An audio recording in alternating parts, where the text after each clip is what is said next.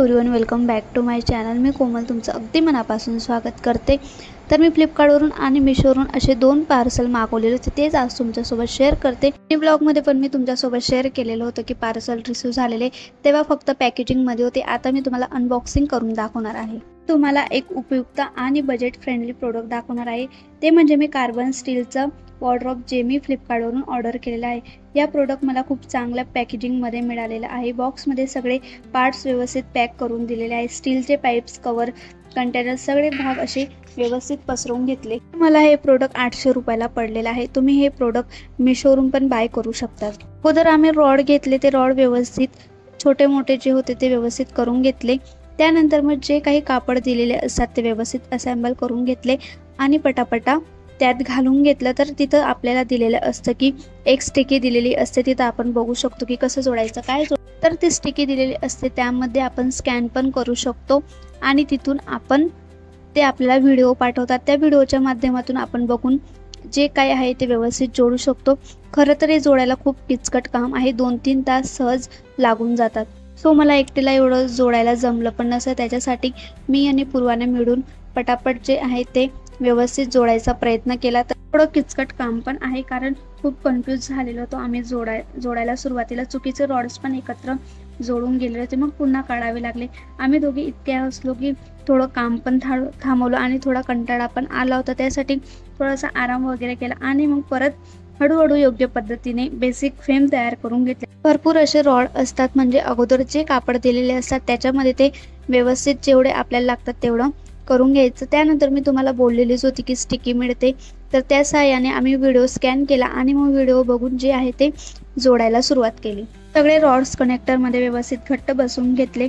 काही वेळा हात पण दुखले, पण शेवटी बेस स्ट्रॉंग झाला। त्यावेळी मग वाटलं की आपलं काम निम्मे जे आहे ते झालेलं, पण खरं अजून खूप जास्त काम बाकी होतं। मी एका बाजूला रॉड पकडून होती आणि पूर्वा दुसऱ्या बाजूला कंटेनर लावत होती। कधी मी घाई करत होते तर ती म्हणायची, अगं हळू कर, नाही तर अजून पुन्हा पडेल। असं करत करत आमचा खालचा भाग जो होता तो व्यवस्थित जोडून झालेला होता। त्यानंतर मग त्याच्यावर असे परत रॉड्स लावायचे, परत तीच प्रोसेस करावी लागत होती। तर तुम्ही पण तुमच्या घरासाठी छान असा स्टोरेजसाठी काही हलकं फुलकं पण स्ट्रॉंग सोल्युशन शोधत असाल तर मग हा वॉर्डरोब एकदम योग्य आहे आणि तुम्ही पण बाय करू शकता। तुम्ही बघू शकता बॅक साईडला माझ्याकडे जे आहे ते स्मॉल साईजमध्ये आहे, हे मी मोठी साईजमध्ये मागवलेलं।